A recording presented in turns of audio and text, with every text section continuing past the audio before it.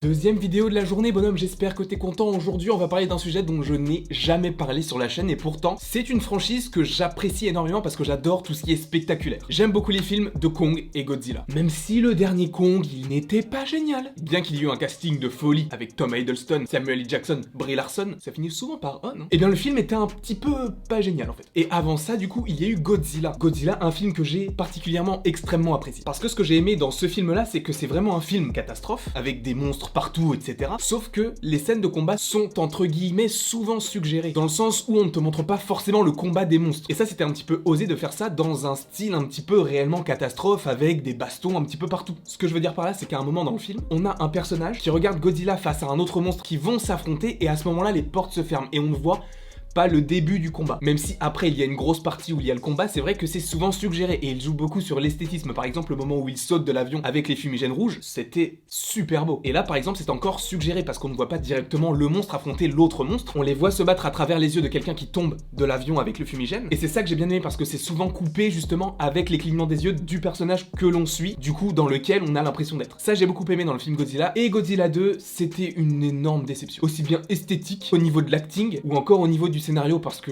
oh là, c'était vraiment pas génial. Et en plus, le coup de la fin, ah bah attends, nous on est pour les méchants, on a récupéré la tête du méchant, on va le recréer pour recréer un méchant.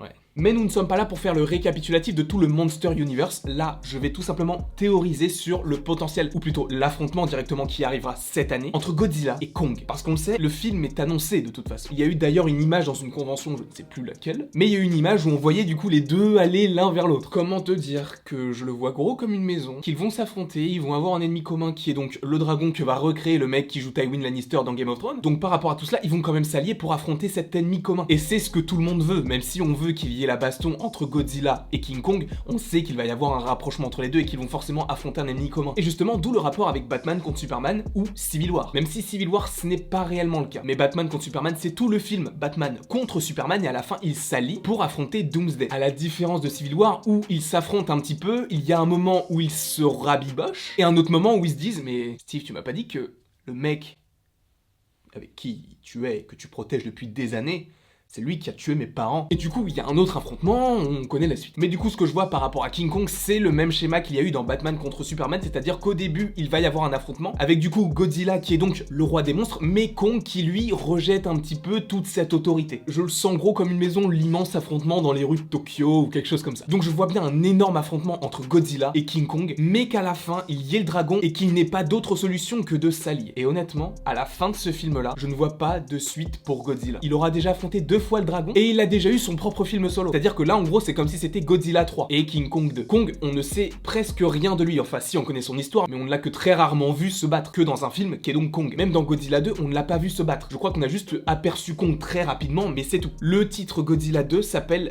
Godzilla, le roi des monstres. Je pense tout simplement que le dragon va réussir tuer Godzilla, et qu'en fait Kong va devenir le nouveau roi des monstres. En fait, en affrontant et en tuant le monstre qui a tué le roi des monstres, il deviendra automatiquement le roi des monstres et respecté de tous les monstres qui existent sur Terre. Moi, c'est comme ça que je le vois dans le film, avec un Godzilla et Kong qui affrontent le dragon, sauf que le dragon est de plus en plus fort et il arrive à maîtriser les deux, et c'est à ce moment-là que Godzilla, je pense, va mourir, parce que si tu refais encore un film sur Godzilla, sachant que là, c'est le 4e film qui va sortir en rapport avec le Monster Universe, et c'est le 3e film sur les 4 où il y a Godzilla, où il est la pièce majeure. Encore. Ça fait beaucoup là, non? Ça ferait un petit peu trop, je trouve, dans un si petit laps de temps. Et c'est à ce moment-là que Kong prend la succession de Godzilla en tant que roi des monstres et protecteur de la Terre. En tout cas, vous, je ne sais pas ce que vous en pensez, n'hésitez pas à me le mettre en commentaire, n'hésitez pas non plus à aimer, à partager, à commenter et à vous abonner, ça ferait évidemment très plaisir. Et il ne me reste plus qu'à vous dire à la prochaine, pour la prochaine.